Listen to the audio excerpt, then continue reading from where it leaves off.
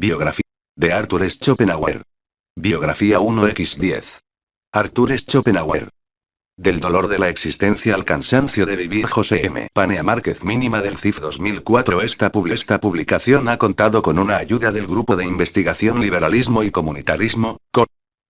Un 636, colección mínima del CIF dirigida por José M. Sevilla. Primera edición. 2004. Copyright José M. Panea Márquez, 2004. Copyright de la presente edición Centro de Investigaciones sobre Vico, 2004. Copyright de la presente edición Editorial Cronos A, 2004. ISBN 84 862 73 93 5. Depósito legal. C. 1402 04. Edita. CIF Editorial Cronos, SA Sevilla. Imprime. Editorial Cronos A Conde Cifuentes, 6. 41004 Sevilla. Telf. 95 441 19 12 fax. 95 441 17 59 Diseño y maquetación. Al 9000 impreso en España, printed in Spain. Todos los derechos reservados. Esta publicación no puede ser reproducida, ni en todo ni en parte, ni registrada en, o transmitida por, un sistema de recuperación de información, en ninguna forma ni por ningún medio, sea mecánico, fotoquímico, electrónico, magnético, electroóptico, por fotocopia, o cualquier otro, sin el permiso previo por escrito del autor, o en su defecto del titular del copyright. A la memoria de mi padre, Antonio, y a mi madre, María, que me enseñaron a amar el sueño de la vida. Es lo que tiene de bueno la filosofía, dijo Andrés con amargura. Le convence a uno de que lo mejor es no hacer nada. Pío Baroja, El árbol de la ciencia, y, 9 lentas siguen las lunas a las lunas, como cede a la luz, los días a los días, el párpado tenaz al mismo sueño. Vivir es fácil. Arduo sobrevivir a lo vivido. José Ángel Valente, No amanece el cantor, índice introducción 9 y la concepción schopenhaueriana de la filosofía 11 y el sujeto de la ética es schopenhaueriana y la muerte 33 y la crítica al prescriptivismo kantiano y el fundamento de la ética. La compasión 53 y negación de la voluntad de vivir, felicidad y abandono del mundo 71. Bibliografía 89. Introducción. No es pequeña la contribución que aporta al tormento de nuestra existencia la presión permanente ejercida en nosotros por el tiempo, que no nos deja el más leve respiro y, blandiendo el látigo, acecha como un domador a nuestras espaldas. Solo no hostiga al que se ha dejado ganar por el aburrimiento. Es difícil negar a Schopenhauer, uno de los más destacados puestos en la historia de la filosofía. Pero resulta de veces más difícil entender cómo un autor en el que se combinan magistralmente la hondura del análisis y la belleza expresiva, no siendo este un lugar común entre los filósofos, sin embargo no haya tenido el eco que merece. No obstante, en los últimos años apreciamos un cierto resurgir del pensamiento schopenhaueriano. Tal vez ahora se esté entendiendo su filosofía justamente como lo que fue, ese territorio lleno de preguntas y respuestas, por discutibles que sean, ubicado entre Kant y Nietzsche. Territorio que resulta imprescindible habitar, si es que alguna vez nos sentimos atrapados por las cuestiones que inquietaron a Kant y a Nietzsche. Porque, sin lugar a dudas, la filosofía schopenhaueriana arranca de un diálogo respetuoso, pero crítico, con la filosofía de ese genio, junto a Platón, que fue y Kant II. Por otra parte, es bien sabido que Nietzsche bebió de José M. Panea Márquez 7nb. Lo que el lector tiene entre sus manos se basa, principalmente, en el trabajo que realicé en el segundo ejercicio para la provisión de una plaza de profesor titular de Filosofía Moral en la Universidad de Sevilla, el año 2002. Para el mismo, pues, he tenido en cuenta, hasta donde he podido y estimado oportuno, las sugerencias que en su día me hiciera el tribunal. Pero es al profesor Pablo Vadillo O'Farrell, a su sosegada y tenaz insistencia, así como a su confianza, a quien debo el que, finalmente, dicho trabajo se acabara convirtiendo en el presente libro, de lo que quiero dejar constancia y agradecimiento. Mis compañeros y amigos, Teresa Bejarano, Máximo Chaparro, Fernando H. Llano, César Moreno y Luciano Feria, me han aportado entusiasmo y sugerencias muy valiosas. A todos ellos quiero expresarles mi más sincera gratitud. Tan solo me cabe esperar y desear que estas páginas sean útiles a quien las lea. 1 es Schopenhauer, A. Sobre el dolor del mundo, el suicidio y la voluntad de vivir, Madrid, Tecnos, Segunda Reimp. 2002, Trad. D. C. García Trevijano, prólogo de R. Argullol, p. 21. 2 incluso llegó a considerarlo como el número 1 de la filosofía, tal como leemos en esa defensa de Kant, frente a los filosofastros que le sucedieron, que viene a ser su texto sobre la filosofía de Universidad, Madrid, Tecnos, 1991, ed.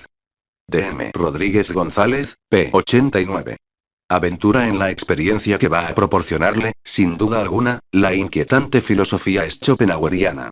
Pero a la hora de delimitar fronteras, o de establecer aquellos puntos cardinales, hemos optado por abordar un asunto que nos parece esencial. Como es bien sabido, Schopenhauer ubicó en la compasión el fundamento de la moral. Así pues, cabría preguntarse, ¿qué papel juega, entonces, la compasión dentro de la filosofía schopenhaueriana?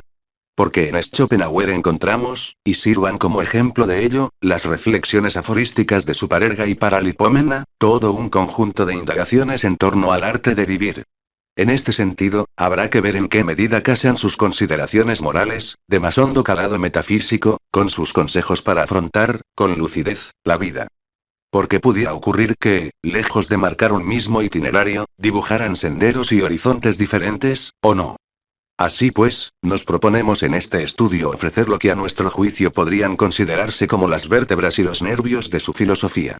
Por ello mismo, queremos advertirle al lector que no pretendemos hacer una exposición total de la misma, sino más bien centrarnos en la problemática ética, que, dicho sea de paso, para él era la esencial, y, dentro de ella, quisiéramos hurgar en las cuestiones suscitadas por su filosofía de la compasión en el marco de su propuesta de esas directrices para la vida que configuran el arte de ser feliz.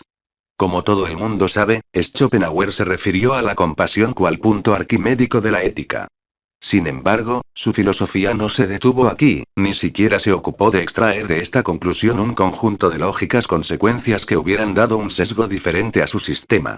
Lo que hizo fue proponernos el ascetismo, llevado hasta el límite, como actitud ante la vida, a la vez que plasmó en un breve escrito, El arte de ser feliz, un conjunto de reglas orientadas a la consecución de la humana aspiración a la felicidad.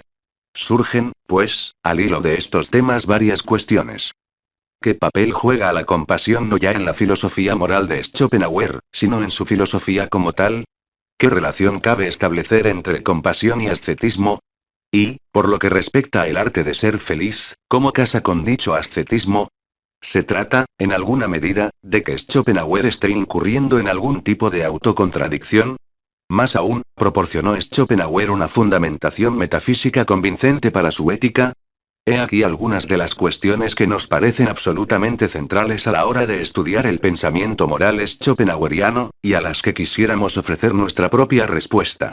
Aún así, somos bien conscientes de que ni acotando de este modo el tema podríamos agotarlo, pues su obra, como ocurre siempre con la José M. Panea Márquez 9 las fuentes schopenhauerianas, al objeto de saciar su sed de conocimiento, si bien sabemos igualmente que aquella agua no colmaría su afán, sino que, más bien, produjo en él la necesidad de superar, o, para decirlo de otro modo, provocó en él la urgencia vital de salir, de abandonar la filosofía schopenhaueriana 3. Pues bien, entre otras cosas, pretendemos dar en este trabajo algunas de las claves por las que a Nietzsche aquella se le tornó irrespirable. Schopenhauer es un autor que seduce, pero no solo por la incuestionable belleza de sus páginas, sino por la sinceridad de cuanto escribe. En él encontramos un clarísimo ejemplo de cómo detrás del filósofo late, por decirlo unamunianamente, el hombre de carne y hueso que se pregunta por las coordenadas de la humana existencia. El conocimiento y la acción, y todo ello, claro está, dentro del espacio de nuestra finitud, cercada a cada instante por la muerte. Desde una perspectiva así, Schopenhauer no puede menos que mostrar cómo en el hombre los problemas se plantean en su totalidad, cual una cuestión única, pues, al fin y al cabo, lo que importa es saber vivir, asunto que compete tanto al ámbito del conocimiento, como al de la acción, y todo ello en el marco de la inexcusable mortalidad que nos constituye. Así pues, en Schopenhauer la pregunta por lo que concierne a la acción del hombre en el mundo irá acompañada de la pregunta por el sentido de la vida humana, ese incierto paréntesis en medio de la nada que marcan el nacimiento y la muerte. En efecto, la filosofía schopenhaueriana brota de esta herida de la existencia, de ese inmenso problema que plantea al hombre su inaplazable temporalidad. En consecuencia, la pregunta por la acción nos empuja a indagar acerca del hombre y la muerte, la libertad y el fundamento de la moral, para, contando con todo ello, afrontar la cuestión decisiva, única, a saber, la de cómo vivir. Mas ante la imposibilidad de abordar aquí toda la filosofía schopenhaueriana, nos contentaremos con señalar algunos aspectos de la misma que nos parecen decisivos, a la manera de puntos cardinales que nos ayuden a orientarnos en ella. Y esto con la intención de que las siguientes páginas surtan el efecto deseado. Que el lector se lance, si lo estima oportuno, tomándolas como brújula, a las profundas aguas schopenhauerianas, y se bata en ellas. Ofrecemos, pues, un mapa con el que cada cual podrá afrontar su propia Schopenhauer. Del dolor de la existencia al cansancio de vivir 8.3 y ello pese a la sincera admiración que siempre sentiría por él, y que encontramos en su estado más puro en su tercera intempestiva, Schopenhauer como educador, y que aún mantendrá en Ecce Homo. No obstante esta admiración, la filosofía de Nietzsche acabaría considerando el contenido de la filosofía schopenhaueriana como irrespirable. Sobre el cambio de actitud en Nietzsche con respecto a su maestro Schopenhauer, compárese Linares, J.B., Nietzsche, intérprete de Schopenhauer, La rosa y el crisantemo, en Urdamibia, J. Coord. Los antihegelianos. Kierkegaard y Schopenhauer, Barcelona, Antropos, 1990, pp. 170-197. Y la concepción schopenhaueriana de la filosofía, al igual que una copiosa biblioteca, cuando está desordenada, no resulta de tanta utilidad como una de menor tamaño, pero meticulosamente clasificada. Otro tanto sucede con la ingente acumulación de conocimientos que no han sido trabajados mediante una reflexión personal y cuyo valor es mucho menor al detentado por un caudal de conocimientos cuantitativamente inferior sobre los que se haya meditado a fondo. 4. ¿Qué forja la filosofía? El coraje de no guardarse ninguna pregunta dentro del corazón. 5. Si de algo presumía Schopenhauer, entre otras muchas cosas, era de haber realizado una filosofía a la que llamaba la Tebas de 100 puertas, pues, según nuestro autor, por cualquiera que entremos llegaremos al centro de la misma. En consonancia con esto, Schopenhauer reconocía que su filosofía no tenía una estructura RQITCTONICA, en donde una parte sostiene a la otra, sino orgánica, en la cual el conjunto entraña cada parte del mismo y viceversa, por lo que no existe ningún punto de partida privilegiado en su estudio y este puede ser enteramente arbitrario. 6. De manera que esto, en cierto modo, nos facilita el punto de partida, pero, en cierto modo, implica una dificultad, y es la de que, en la medida de lo posible, tendremos que hacer también nosotros una exposición orgánica, entrelazando los distintos ingredientes del pensamiento schopenhaueriano, si es que aspiramos a hacerlo comprensible. Desde luego que la filosofía, para Schopenhauer, no puede consistir en juguetear con las palabras y extraer, de este juego, sublimes conclusiones, sino que ha de partir de la intuición, para, de este modo, elevarla al concepto. La filosofía es un asunto serio y de difícil escalada, pues parte de la experiencia dolorosa y solitaria de enfrentarse a los grandes problemas, a los hondos abismos que plantea la humana existencia. Pero dejemos que sea el Pro José M. Panea Márquez 11 de todo gran autor, nos desbordará, rica en matices y en perspectivas, que se abren y enlazan nuevamente con otras. Pero lo que quisiéramos con estas páginas es, al menos, contribuir a problematizar el núcleo esencial de la existencia, es decir, suscitar aquellas cuestiones que, como nos recordara Platón en su Apología, haciendo mención de su maestro Sócrates, son las más importantes, pues no versan solo acerca del mero vivir, sino, y principalmente, del vivir bien. Problematizar no significa ya encontrar, pero, mientras tanto, se alimenta de la esperanza de, entre las sombras, hacerse con la luz. Como búsqueda, y no como punto de llegada, quisiéramos también hacer partícipe al lector de estas páginas. Respecto del autor que nos ocupa, pretendemos, pues, ofrecer tan solo una propuesta de lectura, a partir de estos problemas, tal y como nosotros creemos entenderlos. El resto, y tal vez lo más importante, está ya en la mano de cada uno. A. Schopenhauer. Del dolor de la existencia al cansancio de vivir 10.4 Schopenhauer, A. Manuscritos berlineses, 168, 1826, Valencia, Pretextos, 1996, ed. Dr. Rodríguez Aramayo. 5 Schopenhauer, A. Escritos inéditos de juventud. Sentencias y aforismos segundo 54, 1814, Valencia, Pretextos, 1999, selección, prólogo y versión castellana de R. Rodríguez Aramayo. 6 Ibid. 197, 1817. Schopenhauer denuncia que la filosofía haya dejado de ser indagación sobre la verdad, para pasar a ser mero encargo del poder político, donde la verdad juega ya un papel secundario, supeditada a la religión nacional, de la que Hegel es su mejor vocero. 2. Y lo peor de todo, cuando se renuncia a la búsqueda del conocimiento, cuando se parte de un GUION previo, se acaba produciendo una atrofia del pensamiento, y un descrédito para la filosofía, que tiene, por tanto, que defenderse ante impostura. En este sentido, merece la pena hacer un recorrido por las ideas principales que Schopenhauer esgrime en su célebre y polémico texto La filosofía de universidad, pues en dicho escrito encontramos, mejor que en ninguna otra parte, una exposición completa de cuál es su actitud para con la filosofía, tan amenazada, según a él le gustaba decir, por los que meramente son mercaderes de la filosofía, desvergonzados filosofastros, como es el caso de Fichte, de Schelling, y, sobre todo, de Hegel.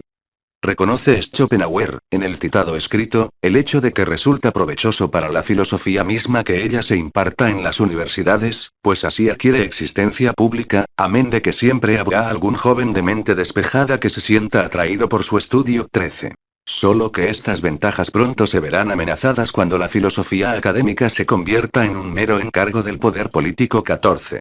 Pues el desprecio de la verdad poco importa a quien está muy contento con su situación, ya que tales filósofos no viven para la filosofía, sino meramente de la filosofía, sin importarles nada más. 15. Solo Kant ha sido la excepción que confirma la regla de lo irreconciliable de la filosofía con su profesionalización. 16. Sin duda alguna, Schopenhauer apunta aquí un riesgo importante en el que puede incurrir el pensamiento cuando se cobija en las instituciones que le sirven de soporte material. Un riesgo que no tiene por qué acabar en una traición a la filosofía, a la actividad libre del pensar, cuyo mejor ejemplo es Kant, pero en el que sí incurrirá Hegel, a su entender. No es, claro está, el caso del propio José M. Panea Márquez 13. Pío Schopenhauer quien ilustre cuál es su concepción de la actividad filosófica, tan alejada del mero jugueteo con los conceptos 7, como se indicó más arriba.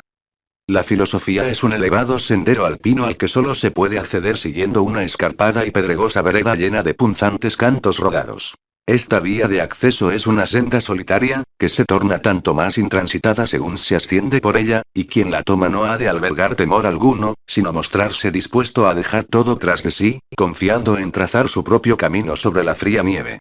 Al bordear el abismo y contemplar ese verde valle que ha quedado abajo, experimentará una poderosa sensación de vértigo, pero habrá de sobreponerse a ella y sujetarse a las rocas aunque sea con su propia sangre. 8. La filosofía, pues, como ascenso, aunque en realidad sea un descenso a lo más profundo, brota de la soledad, y exige valor, resistencia para soportar la fría nieve, sobreponerse al vértigo que se ofrece ante la visión de las cosas desde tal perspectiva de altura. Este texto, pues, nos da una idea del talante existencial de la reflexión schopenhaueriana, que, según nuestro autor, contrasta con el hacer de esos PROFESORS de filosofía, entre los que incluirá al mismísimo Hegel, que engatusan a la audiencia con sus malabarismos conceptuales, detrás de los cuales solo está el mero resonar de las palabras huecas 9, y que, en realidad, se entretienen en realizar acrobacias conceptuales por temor a tocar tierra, y, de paso, a toparse con un adversario que los ponga en PRITOS 1-0. Al margen de las abundantes descalificaciones personales hacia Hegel y sus amigos, y de las razones personales que le movieran a ello. 11. A. Schopenhauer. Del dolor de la existencia al cansancio de vivir. 12. 7. Schopenhauer expresa cómo no debe y debe ser el proceder del filósofo. Las palabras vienen a explicarse con más palabras, los conceptos acaban por retrotraerse a otros conceptos. De ahí que muchas filosofías no consistan sino en juguetear con esferas conceptuales, para ver cuáles casan mejor entre sí o cuáles abarcan a las otras. Todo ello aporta una serie de sublimes conclusiones, pero las conclusiones no proporcionan un conocimiento novedoso, sino que se limitan a dilucidar el ya existente y a ordenarlo conforme al fin contemplado en un momento dado. Intuir algo y elevar luego a conceptos aquello que se ha intuido, eso sí que proporciona nuevos conocimientos. Manuscritos berlineses, 19, 1821. 8 escritos inéditos de juventud, 6, 1810, 1811. 9 palabras huecas, dirá, altisonantes, pompas de jabón para jugar un rato, pero no pueden tocar el suelo de la realidad sin reventar. Sobre la filosofía de universidad, p. 77. 10. Un texto ejemplar para esta idea nos parece el siguiente.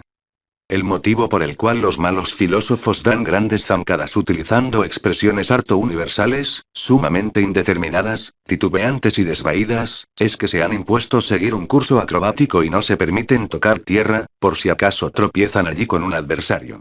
Pues tan pronto como descienden al terreno de lo concreto y lo conciso, sus asertos caen en contradicción.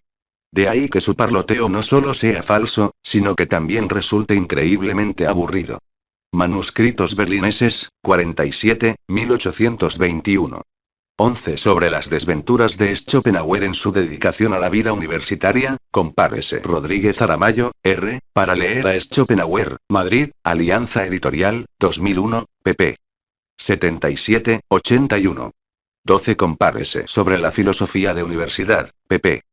23, 32. Pero tal vez un texto en el que se muestra ejemplarmente esta queja es el siguiente. A un profesor de filosofía no se le ocurre examinar el nuevo sistema que surge con el fin de determinar si es verdadero, sino que solo lo hace para ver si se puede conciliar con las doctrinas de la religión nacional, con los intereses del poder político y con la opinión prevaleciente de la época. Ibid. P. 43. 13. Compárese Ibid. P. 23. 14. Compárese Ibid. P. 24. 15. Compárese Ibid. P. 27. P. 41. 16. Compárese Ibid. P. 27. Reconoce incluso que si Kant no hubiera sido profesor, su filosofía hubiera sido aún más grandiosa, enérgica y bella. Compárese Ibid. P. 48. Para Schopenhauer, la tarea de profesor estorba a la de pensador, casi más que cualquier otra, aparte de que para llegar a ser sabio no hay nada más contraproducente que estar en la perpetua obligación de parecerlo. Compárese Ibid. P. 47. Las claves de la existencia, y más en unos tiempos en que la influencia de la doctrina de la fe ha empezado a retroceder. 4. Frente a esta inquietud honda, sincera, metafísica, empieza a sobreponerse el afán por la buena posición, por satisfacer los intereses de índole material, y acrecentarlos por COLQ y RVIA, con lo cual, dicho afán lucrativo empieza por desplazar al único que al filósofo debiera importar. La búsqueda de la verdad. La COMPRNSIONC de su puesto al INTRS hasta el punto de que, dirá Schopenhauer, ya no nos encontremos ante filósofos, sino ante parásitos de la filosofía, que se opondrán, por todos los medios, al genuino filósofo. 5. La conclusión a la que apuntan estas reflexiones resulta, pues, clara y demoledora para la institucionalización de una actividad que ha llegado a corromperse al convertirse en la filosofía de Estado. Quien se interese verdadera y seriamente por la verdad ha de buscarla en cualquier parte menos en las universidades. 6. Y la única excepción sería la de permitir que los profesores de universidad explicaran en sus cátedras el legado de la tradición, no tolerando que expusieran el pensamiento de supuestos filósofos, que no son más que sofistas, como el caso de Fichte, Schelling y el mismísimo Hegel. 7. Estos parlanchines, que juegan a ser filósofos, que no cesan en sus producciones, tan lamentables como numerosas, nos dirá literalmente, tendrían que haber tomado nota de que los grandes problemas de la existencia exigen una gran inteligencia para abordarlos, así como el que la fama solo les llega muy tarde a los grandes hombres, tales como Aristóteles, Epicuro, Bruno o Spinoza, que tardaron varios siglos en ser reconocidos. Sin embargo, los filósofos de nuestro tiempo van muy deprisa. Pronto se citan entre sí como productos de la más alta sabiduría, colocándose junto a Platón, Spinoza, y otros, y ellos sin el menor pudor. Solo que para enmascarar su ignorancia inventan toda una jerga que suena docta. 8, o se refugian en la erudición de los pensamientos ajenos. 9. Y todo esto se le hace a nuestro autor insufrible. Porque es en verdad lamentable oír cantar a los que están afónicos y ver bailar a los tullidos, pero escuchar a una mente limitada filosofando es insoportable. 0. Mas también gusta apuntar a Schopenhauer que cabe trazar una gruesa línea entre los que piensan para sí mismos, que son la excepción, y los que piensan para otros, que son la mayoría. 31. Resulta fácil imaginar en qué lado José M. Panea Márquez Auer, a quien su posición acaudalada le permitirá no tener que vivir de la filosofía, sino dedicarse en exclusiva a vivir para filosofar. Pero dejando a un lado lo anecdótico, lo importante en la denuncia schopenhaueriana tal vez sea el TALANT que él cree que acompaña siempre a toda verdadera indagación filosófica. Para nuestro autor, la filosofía arranca de la búsqueda de la clave de nuestra existencia, enigmática y penosa, y exige un afán sincero, vigoroso, que, desde luego, no puede partir de que la verdad toda y entera se halla contenida en la religión nacional, pues entonces habremos renunciado de partida a todo filosofar 1.7. Y, sin embargo, se está fraguando en las cátedras de filosofía el mayor galimatías jamás conocido, que se ofrece como la filosofía de las filosofías. Hegel 1.8, para quienes Schopenhauer tiene reservada una larga lista de descalificaciones, que condensa en una. Desbergu NZ 1.9. Lo que critica Schopenhauer no es el que se utilice la filosofía para ayudar al gobierno de los hombres 2.0. Más bien, lo que él reprocha es el proceder de Hegel. Sin partir de la realidad, hacer de la filosofía un parloteo vacío de contenido, oscuro, pues no hay nada que desvelar, y que, para colmo de males, termina atrofiando las energías de toda inteligencia, para, finalmente, acabar produciendo en el joven, desencantado ante la vacuidad de lo que ha recibido bajo la envoltura de tal nombre, el mayor de los rechazos de la filosofía como tal 2.1. Y, mientras tanto, los profesores de filosofía, al estilo de Hegel, se encargan de condenar al SILNCIO, como ocurrió con la filosofía de Schopenhauer, todo aquel pensamiento digno de crédito, y ello por su mezquindad y miedo a ser puestos en evidencia 2.2. Pero precisamente por esto, a Schopenhauer le interesa marcar las diferencias de uno y otro proceder. Así, por ejemplo, como ya hemos apuntado, insiste en la necesaria demarcación entre los que viven de la filosofía y los que viven PR a la filosofía 2.3, zarandeados por la inexcusable inquietud metafísica de desvelar a Schopenhauer. Del dolor de la existencia al cansancio de vivir 14.17 compárese y vid. P. 31. 18 compárese y vid. pp. 33, 34. 19 compárese como resumen de toda su concepción sobre la filosofía hegeliana sus manuscritos berlineses, 184. 20 compárese sobre la filosofía de universidad, p. 38. 21 compárese y vid. pp. 27, 28. 22 compárese y vid. pp. 44, 45. 23 Como es bien sabido, Schopenhauer, hombre acaudalado, no necesitó apelar a la filosofía como profesión. Aprovechando esta ventaja personal, arremetió contra Hegel y compañía, alegando que el dilema de vivir para la filosofía, o vivir de ella era ya un viejo asunto. Merece la pena traer aquí un interesante texto al respecto. Que no es adecuada la filosofía para ganarse la vida ya lo puso en evidencia Platón en sus descripciones de los viejos sofistas, cuando los contraponía a Sócrates. Una descripción particularmente divertida de la conducta de este gente, y de cómo triunfaba, la encontramos, con un vigor cómico insuperable, en el Protágoras. Entre los antiguos, ganar dinero con la filosofía siempre fue la señal que distinguió al sofista del filósofo. La relación entre el filósofo y el sofista, según esto, era totalmente análoga a la que se da entre la muchacha que se entrega por amor y las prostitutas que lo hacen por dinero. Ibid. P. 53. 24 compárese Ibid. P. 40. 25 compárese Ibid. pp. 57, 58. 26 compárese Ibid. P. 60. 27 compárese Ibid. pp. 60, 61. 28 compárese Ibid. pp. 65, 66. 29 compárese Ibid. pp. 67. 30 Ibid. P. 65. 31 compárese Ibid. pp. 50, 51. Tro de lo que ha sido la historia de la filosofía. Sin un estudio auténtico, intenso, y reiterado con frecuencia de las principales obras kantianas, jamás será dado a alcanzar ni un solo concepto del fenómeno filosófico más importante que jamás ha existido. Porque Kant es tal vez la mente más original que jamás haya producido la naturaleza. Pensar con él, y a su modo, es algo que no puede compararse con nada. Porque poseía una claridad y una personalidad de discernimiento como nunca tuvo ningún otro mortal. 39 Indignación, pues, produce el ver cómo tal producto del genio humano es suplantado, con gravísimo daño para la cultura, por las patrañas de sofistas y embaucadores. 40.